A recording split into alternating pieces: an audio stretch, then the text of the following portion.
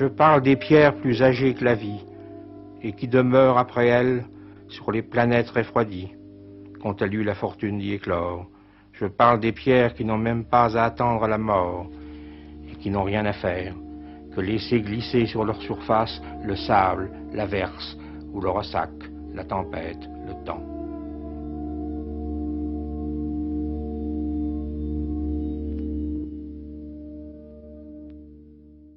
Pour commencer cette visite avec vous aujourd'hui, François, je voulais te demander pourquoi avoir choisi cette agate pour l'affiche de l'exposition. Eh bien, cette agate, elle nous a semblé un choix commun, une décision commune, elle traduisait bien la poésie de Roger Caillois, notamment quand il était en Argentine, il avait connu les grands déserts glacés de la Terre de Feu en Patagonie, quand il était en exil pendant la Seconde Guerre mondiale, et après, quand il a acheté des pierres de retour à Paris, et il a entre autres acheté des pierres qui lui rappelaient justement son passé. Alors Roger Caillois, qui est né en 1913, qui est décédé en 1978, qui est essayiste et sociologue, qui a travaillé sur la fête, le jeu et également le fantastique.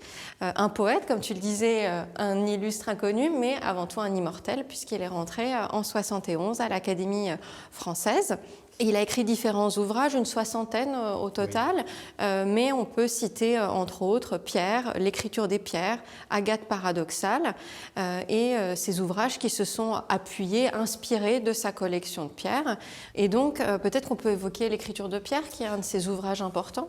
Oui, l'écriture des pierres, c'est vraiment l'ouvrage qui, avec Pierre, va beaucoup contribuer à son élection à l'Académie française, hein, comme tu le disais, en 1971. Et surtout dans l'écriture des pierres, il y a deux aspects, dont un que tu as évoqué, tu m'as fait réaliser, c'est que en 1970, publier des livres sur les minéraux avec des images en couleur était extrêmement rare. C'était vraiment une nouveauté. Ça se faisait très peu. Ça se faisait beaucoup dans le monde de l'art, mais sur les minéraux, très peu. Et ce livre va avoir un grand succès parce que, au texte déjà un petit peu poétique, hein, on sent la verve poétique de Roger Caillois pointée dans cet ouvrage. Un ouvrage modeste, hein, une centaine de pages, mais il y a environ une trentaine, une quarantaine d'illustrations en couleur qui permettent de mieux comprendre justement les intentions de leur auteur, à la fois sociologue, mais qui commence à devenir poète. Et ça va contribuer à... ce livre illustré va contribuer au succès de Roger Caillois. Il va être traduit en plein de langues, hein, en japonais, et puis après, de son vivant, c'est quand même très rare, et puis pour un auteur français, et puis après en espagnol, en allemand, en anglais.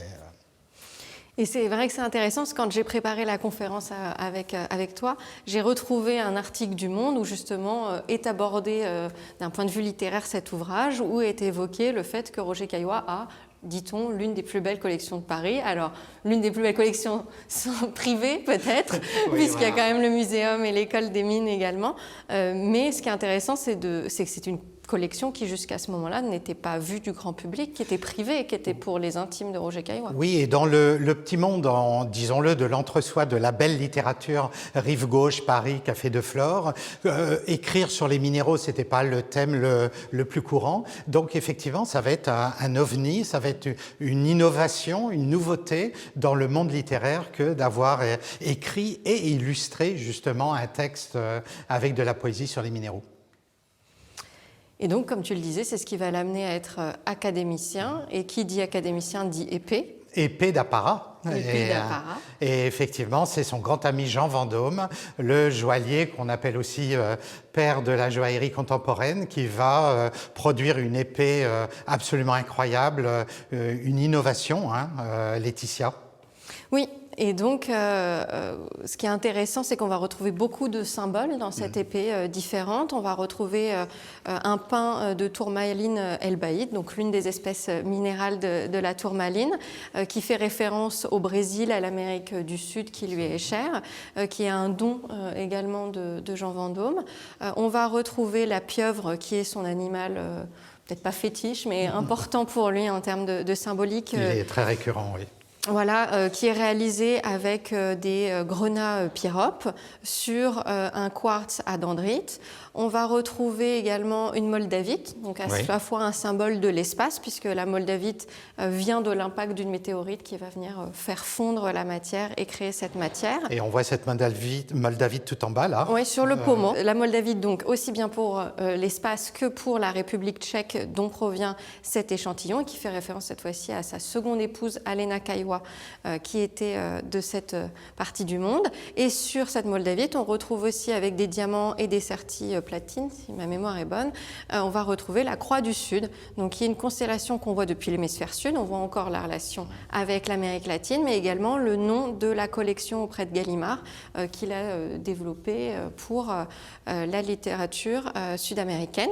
Et donc on va retrouver également sur l'épée un vitrail de gemmes où, avec la transparence et les différents coloris, se forme un motif, mais dont on n'a pas d'explication et on garde une forme de mystère sur cette symbolique. Absolument.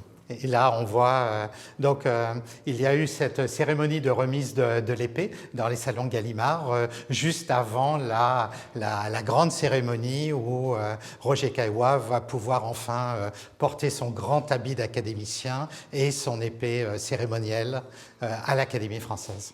Alors un point important également pour Roger Caillois, c'est la nature peintre.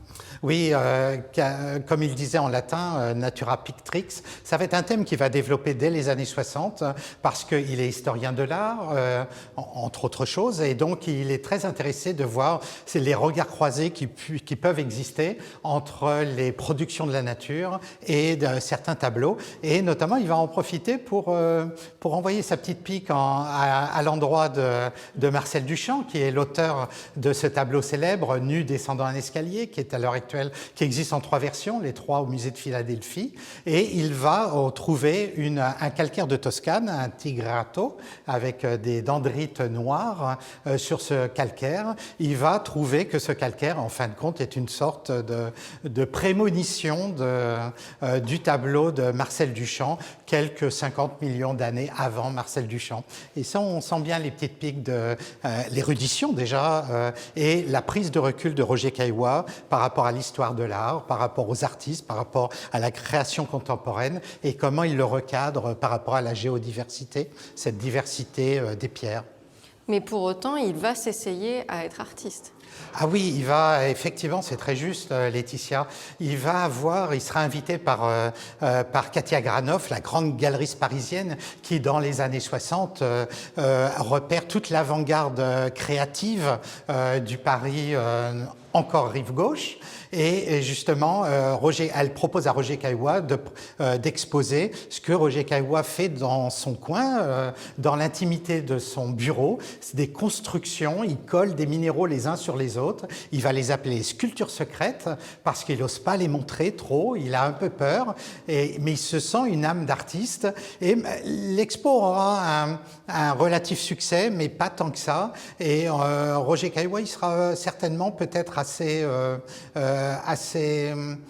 déçu qu'il n'y ait pas eu plus d'articles, plus de retours, et finalement ces sculptures vont retourner chez lui, très peu de gens vont les voir, et puis elles vont être démontées.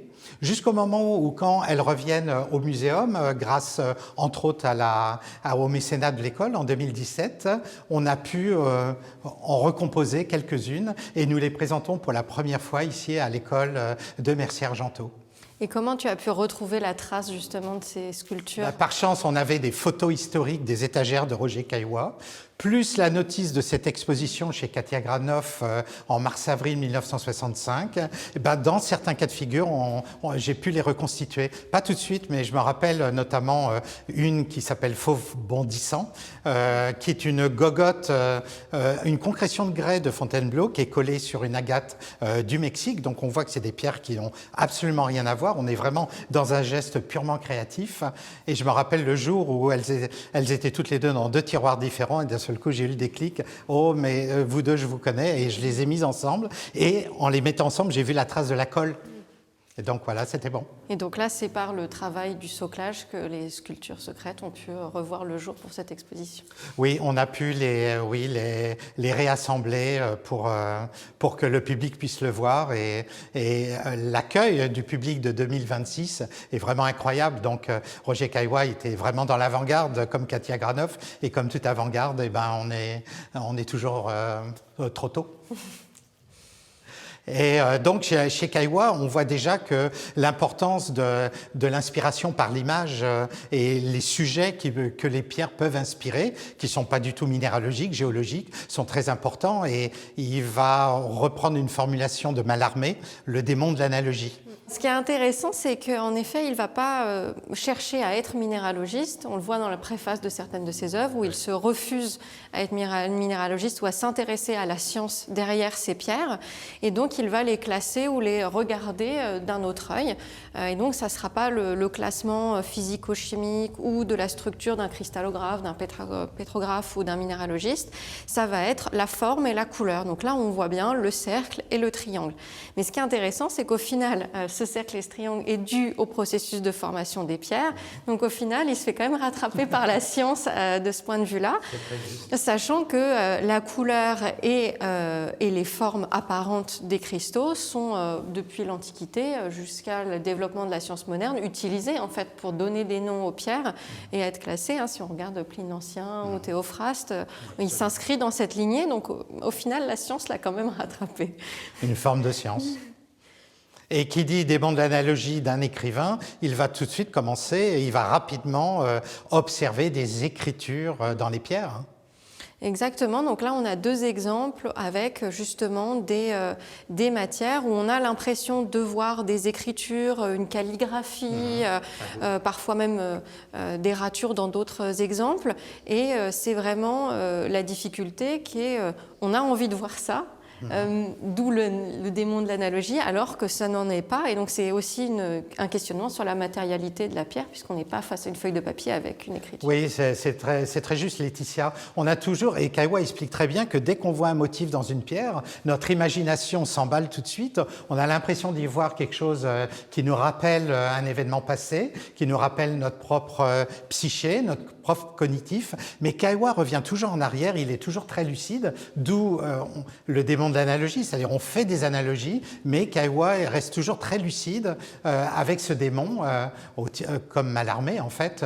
On revient effectivement, comme tu le dis, à un relativisme par rapport à toutes ces imaginations que notre cerveau nous indique. Donc une autre de ses sources d'inspiration, les grands espaces, qui lui viennent de ses voyages en Amérique du Sud, et plus particulièrement la période entre 39 et 45, puisqu'il est en exil. Il se retrouve en Amérique du Sud, en Argentine, au moment des événements en France, et ne peut pas repartir sur le continent. Et donc il va passer cette période en exil en Amérique du Sud. Il va découvrir la Patagonie, les grands espaces désertiques. À l'époque, il ne collectionne pas encore les pierres. Il va avoir un quartz qui va qu'il va avoir dans les mains et qui va lui être repris à la douane brésilienne en 42. Mais il va commencer à collectionner que dans les années 50. Mais ce quartz va devenir le symbole du trésor perdu. Et au travers de sa collection, il y a en effet donc les grands espaces et ses souvenirs de ses voyages en Patagonie, en Amérique du Sud. Où il découvre à la fois les déserts chauds du nord de la Patagonie, mais aussi les déserts froids et glacés de la Terre de Feu du Chili. Et donc la Toscane, qui n'est cette fois-ci pas l'inspiration de la région en tant que telle, mais des paésines. Les paésines qui viennent de Toscane, qui sont des fois également appelées marbre de Florence, marbre de Toscane, ou en anglais Ruined Marbles, donc qui donnent vraiment l'idée de ces ruines ou de ces paysages qu'on peut voir dans ces pierres. Et ces pierres où c'est pas une démarche vraiment d'inspiration de la région comme je le disais, mais plutôt dans la lignée de Léonard de Vinci, qui nous explique que en regardant un mur, les taches ou l'agencement des pierres, on peut y voir des paysages, des champs de bataille, et donc venir s'inspirer et se nourrir des pierres dans ce sens. La paésine qui d'ailleurs était parfois utilisée comme support de peinture. On va venir peindre des personnages pour donner justement l'impression d'un champ de bataille, d'un siège. Et donc on peut y voir un certain nombre de paysages en fonction de notre inspiration. Et entre autres, dans l'une des pierres de la collection de Roger Caillois, il y a le calcaire dit entrée de la grotte. Oui, c'est calcaire où on voit très bien cette grotte inondée avec au fond une sorte de soleil noir, presque un peu inquiet, mais justement qui est presque comme une scène de théâtre, qui va déboucher sur un lointain dont on ne sait pas la dramaturgie qui va être représentée, mais effectivement, quand on a une petite imagination, on voit beaucoup de choses, comme le dit très justement Léonard de Vinci, mais des choses qui appartiennent à notre héritage culturel. Donc les gens de Toscane avaient tendance à y voir effectivement dans ces pierres, ces calcaires de Toscane de façon plus générale. Il y a les paysines, mais il y en a un certain nombre d'autres. Et ils avaient tendance à y voir effectivement des paysages familiers, comme par exemple des villes autour, comme ils disent, qui sont effectivement, qui nous rappellent à nous San Gimignano, par exemple, ces petits villages fortifiés médiévaux de Toscane au nord de Florence.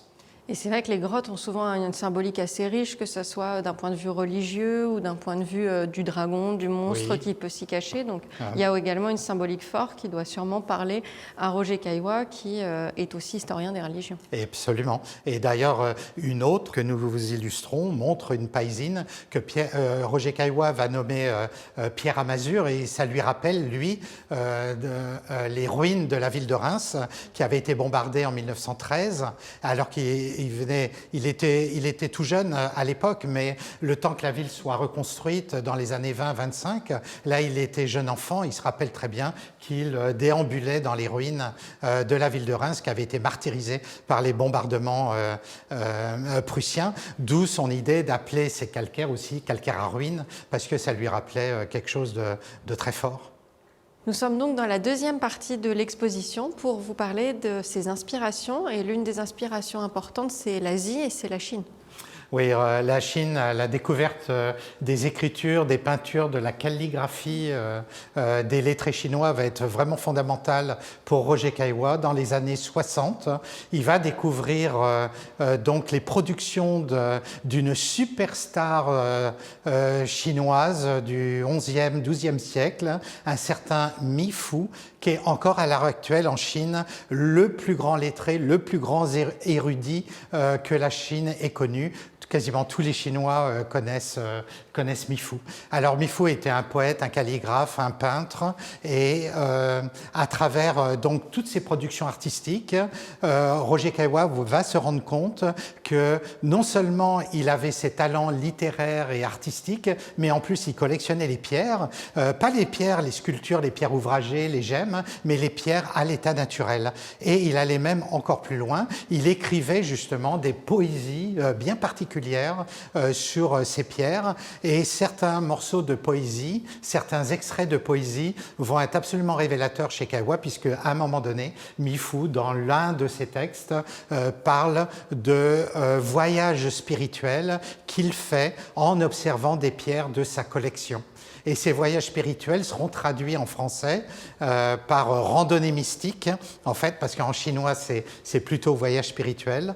Mais en 1962, la traduction qui sera retenue par Roger Caillois sera randonnée mystique. Et ce mélange de randonnée et de mystique va correspondre tout à fait à l'esprit de Roger Caillois, où il va pouvoir justement avoir les mêmes rêves et les mêmes randonnées mystiques dans ces pierres. Et il y a une pierre parmi tant d'autres qui est de la collection de Mi Fu, qui est célébrissime encore de nos jours en Chine, Laetitia, c'est Yan Shan. Donc de l'atelier de Baojin, c'est une pierre à encre en fait, mais elle est symbolique. En fait, c'est une pierre avec des pics, et avec ces annotations dans lesquelles justement poétiques que Mi Fu a fait inscrire sur les gravures historiques d'époque chinoise, et qui va beaucoup inspiré Roger Caillois dans le sens où il va se rendre compte qu'il n'est pas le premier à associer pierre, poésie, écriture. Les lettrés chinois l'avaient précédé. Et à partir de ces gravures, on a essayé de reconstituer cette pierre, parce que malheureusement, elle a disparu en 1791. Elle n'a pas réapparu depuis, et elle est mystérieuse, elle est mythique dans le sens littéral du terme. Et donc, grâce à l'intelligence artificielle, à partir des gravures gravures, toute une compilation de diverses gravures. On a pu essayer de la reconstituer. Elle était sculptée dans un calcaire noir du sud de la Chine, calcaire de Yinde, et elle faisait environ 25 cm de largeur sur environ 20 cm de haut. Donc, une autre source d'inspiration pour Roger Caillois, c'est le Japon. On voit Roger Caillois qui parle du Japon sur un minéral, cette cristallisation de calcite qui vient du Mexique, du nord du Mexique, la mine de Charcas, parce que pour Caillois, bien que la pierre soit d'origine mexicaine, elle lui rappelle un prêtre du Shinto. Et à ce titre, il a écrit dans Pierre réfléchie, son opus de 1975, un très beau texte qui s'appelle L'Officiant, et dans lequel il décrit justement ce prêtre du Shinto japonais dans son grand habit blanc, très large, amidonné, prêt, comme dit Roger Caillois, à célébrer les drames liturgiques. Et puis, le Japon va être aussi une grande passion pour Roger Caillois. Nous avions dit tout à l'heure que le livre L'écriture des pierres avait été traduit en japonais de son vivant en 1976, ce qui est rarissime. Il aura un deuxième honneur en 1978-79, juste avant de décéder. D'ailleurs, il verra les épreuves de ce livre, qui est un coffret gigantesque, qui fait 70 cm de long, qui pèse 15 kg, composé de 3 livres, dont un livre en particulier contient les textes de Roger Caillois inscrits en japonais et en français avec une encre iridescente, c'est dire la subtilité de ce livre, et elles sont complétées par des calligraphies du grand maître japonais Shigeo Morita, et qui sont dans un deuxième ouvrage. Et le troisième ouvrage du coffret, c'est une notice qui explique ce livre. Ce livre, d'une élégance et d'un luxe inouï à la japonaise, va obtenir le prix du plus beau livre d'art du Salon de Tokyo en 1979. Malheureusement, Roger Caillois ne verra pas la publication finale de ce livre puisqu'il décède quelques mois auparavant. Nous voici dans la troisième partie de l'exposition et proche de la fin de celle-ci pour parler de pierre anagogique, mais peut-être qu'on peut commencer par expliquer ce qu'est l'anagogie. Ce n'est pas un terme courant. Non, c'est un terme très rare. On retrouve bien Roger Caillois et sa très grande connaissance du vocabulaire français. L'anagogie est un terme qui a été défini par les Grecs anciens qui décrit l'extase que les humains rencontrent lorsqu'ils lèvent les yeux vers le ciel en direction des divinités de l'Olympe. Après, pour Roger Caillois, l'anagogie était plus une notion médiévale, l'élévation du regard des humains, cette fois-ci vers un Dieu unique. Et donc, pierre anagogique, il y avait un document au muséum qui t'a mis sur la piste de ce manuscrit, mais comment tu l'as découvert? C'est en 2023, je crois? Oui, c'est ça. Ce document, le premier document qui faisait allusion au manuscrit de pierre anagogique, avait été donné, était dans l'acte de dation au muséum en 1985. Mais le document, je ne l'ai jamais retrouvé au muséum, je ne sais pas où il est parti. Donc j'ai cherché pendant très longtemps un texte qui s'appelait Pierre anagogique de Roger Caillois, jusqu'au moment, en 2023, je ne m'y attendais pas du tout. Je suis tombé sur une caisse de documents et Pierre anagogique était là, au milieu. Et donc, ça a permis de clore cette enquête de 20 ans qui m'a permis de retrouver donc ce texte. Et aussi les motivations, les notes de Roger Caillois qui expliquent ses motivations à travers l'anagogie et quelle pierre l'intéresse plus particulièrement pour expliquer son anagogie à lui. Donc, c'est un document que tu as trouvé à Vichy? C'est un document qui a été exhumé, effectivement, qui était dans des caisses à la médiathèque Valérie Larbaud à Vichy, retrouvé, qui était connu par eux en 2023, mais l'inventaire n'avait pas été fait parce que c'était des documents en certain désordre, des archives de l'écrivain, et qui nécessitaient un travail de classement, ce qu'on a fait. Et donc, tu as pu les mettre au regard des pièces de la collection de Roger Caillois? Oui, il y avait, non seulement il y avait le texte pierre anagogique, mais Roger Caillois, dans un autre texte, mentionnait 3 agates pseudodidactiques. Alors, pareil, ce texte, je l'ai recherché longtemps et je l'ai retrouvé en 2023. Et en particulier, parmi ces 3 agates, la deuxième, qui s'appelle Mutation, est une agate absolument extraordinaire. On la voit en vitrine à côté de toi, Laetitia. Et surtout, on n'avait pas le sens de lecture, donc je l'avais mise dans l'autre sens, et jusqu'au moment où je tombe sur le texte et qui nous permet de bien la lire comme Roger Caillois le voulait, l'entendait en tout cas. C'est vrai qu'il y a quelque chose d'intéressant quand tu évoques ces pierres, souvent c'est en effet la question du sens, de l'orientation, mais aussi le côté un petit peu recto-verso. Et dans l'exposition, il y a certaines pièces qu'on peut voir des deux côtés par la scénographie, et certaines où pour la comprendre, en fait, il faut vraiment avoir le regard orienté que ce que tu as fait. Oui, comme les pierres nous évoquent des tas de choses à chacun, donc on peut y voir des tas de choses qui ne sont pas forcément celles que Roger Caillois voulait mettre en évidence. Alors il m'a suffi de retourner la pierre et puis j'ai commencé à voir ce qu'il disait. Je me rappelle, c'était dans un train en Normandie, je butais sur ce texte, je ne trouvais pas l'agate jusqu'au moment où je l'ai retourné, j'ai compris que c'était ces deux ombres blanches qui s'avancent sur un chemin en bord de montagne, avec au loin une lune, blanche et un relief de montagne. Un texte absolument magnifique. On devine la montagne et les arbres sur le coteau. Ouais. Alors sinon, il y a une autre agate importante également, le paillasse, oui. Qui était jusque-là connu sous le nom de Petit Fantôme, Oui. mais que tu as pu renommer, qui est également à côté de nous. Tu nous en diras plus donc, sur ce que c'est que le paillasse, mais c'est vrai qu'on peut imaginer que Roger Caillois, qui a vécu en Amérique du Sud, savait qu'en brésilien, on parle de clown en disant palhaço. Oui. Donc il y a probablement également un clin d'œil à d'autres langues. Oui, le paillasse et non pas la paillasse, hein, bien sûr, avec un P majuscule. C'est ce grand personnage du grand théâtre français, de Molière en particulier. Et si ce titre de personnage est moins connu que le Pagliaccio de la Commedia dell'arte italienne, en fait, en nommant quelques personnages du théâtre de Molière, on va tout de suite comprendre qui est le paillasse. Je pense à Scapin, à Sganarelle, qui sont ces personnages truculents du grand théâtre français de Molière. Et puis également les agates polyédriques. Donc ces agates qui sont très particulières, qui ont été découvertes dans les années 70 au Brésil, plus précisément dans l'état de Paraíba, oui. Donc qui est dans la région du Nordeste, le nord-est du Brésil.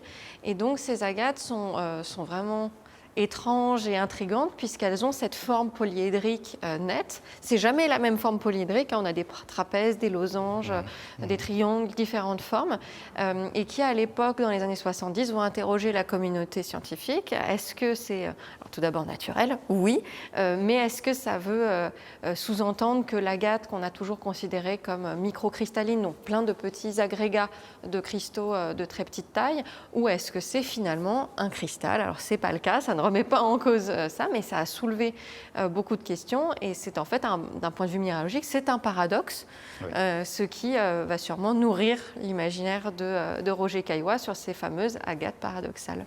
Et en particulier un paradoxe despotique parce qu'il va en faire il va beaucoup écrire dessus, ça va beaucoup l'intriguer et effectivement, encore de nos jours, on ne sait pas exactement comment elles se sont formées. Il n'y a qu'un seul grand gisement au monde, il a été recouvert par un lac de barrage depuis, donc, et elles sont beaucoup plus anciennes que les agates que l'on connaît oui. du sud du Brésil. Celles-ci ont environ 300 millions d'années et elles sont absolument magnifiques. Et dans l'exposition, on en voit une très belle collection. Roger Caillois a eu cette intuition de pouvoir en acheter une grande quantité à l'époque où elles sont arrivées sur le marché, parce que de nos jours, c'est uniquement des pièces qu'on retrouve dans d'anciennes collections. Exactement. On va retrouver également dans pierre anagogique des paésines, des calcaires paésines, mais cette fois-ci, c'est donc pas en suivant le chemin de Léonard de Vinci, c'est une approche beaucoup plus poétique, avec par exemple celle-ci, qui a été également nommée Solitude géologique 1, puisqu'il y a 2 et 3, où on va retrouver donc en regard le texte de Roger Caillois, où entre autres la veine blanche va lui inspirer la foudre qui s'abat sur Terre, etc. Et une météorite. Et une météorite. Et en particulier sur cette paésine qui avait été reçue au muséum dans les années 1980 en dation, mais elle était, comme je disais, orpheline de poésie et de titres, contrairement à certaines autres. Et grâce à la découverte donc de ces archives à Vichy en 2023, on a pu, comme tu le dis, lui trouver un titre et surtout un texte qui est absolument admirable, sur lequel effectivement Roger Caillois ne les regarde plus comme un sociologue, un historien de l'art, des religions comme il a fait sur les paysines de la Renaissance, mais là il les regarde en pur poète. Et donc peut-être qu'on peut évoquer cette Agathe le vaisseau, mais à vrai dire, ne serait-ce pas un terrègne?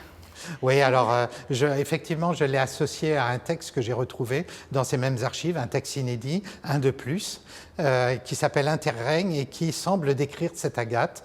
Cette Agathe, en fin de compte, qu'il appelle aussi Arche, d'où la connotation avec le vaisseau, donc qui représente la Terre en fait, pas dans sa forme ronde, de sphérique, mais dans le fait qu'elle va récupérer cette arche, toutes les péripéties, comme dit Roger Caillois, que l'humanité fait subir à la nature et à la planète Terre, elle qui nous a précédés, elle qui va nous succéder, puisqu'il décrit cette humanité qui fonce dans le mur, comme on dit, à force de surexploiter les ressources naturelles, de laisser des traces de nos pollutions.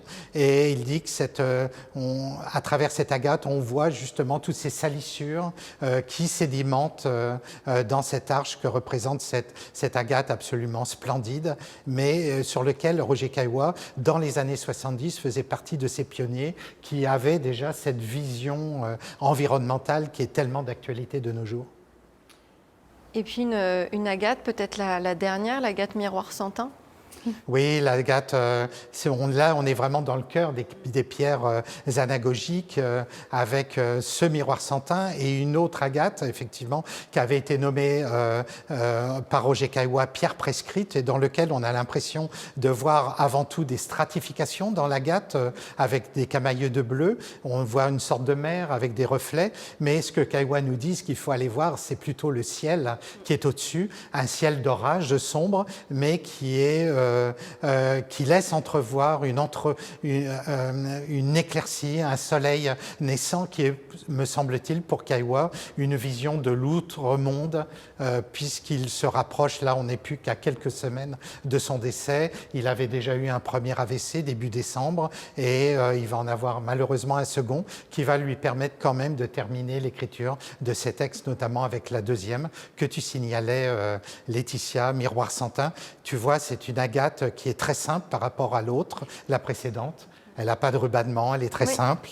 Elle a simplement des petits points noirs que Roger Caillois va définir de façon admirable, le vol des confettis impondérables qui simulent pour lui justement ces confettis qui ne sont plus attirés par la gravité, qui sont en lévitation, qui sont déjà passés dans l'autre monde, qui ne sont plus sujets aux contraintes terrestres et qui, pour Roger Caillois, est une prévision de ce qu'il attend bientôt, cet outre-monde, et qu'il attend de pied ferme, tranquillement, mais assurément.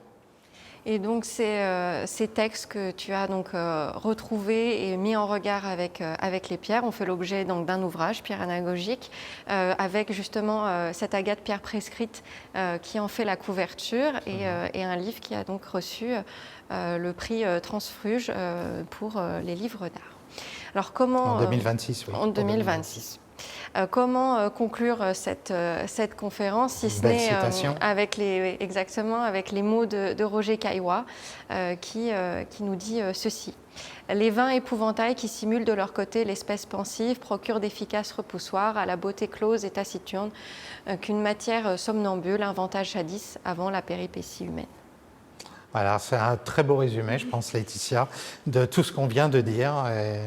De la vision de Roger Caillois qui peut paraître un peu pessimiste comme ça, mais en fin de compte, il a une grande humanité qui le traverse. Merci Laetitia. Merci François.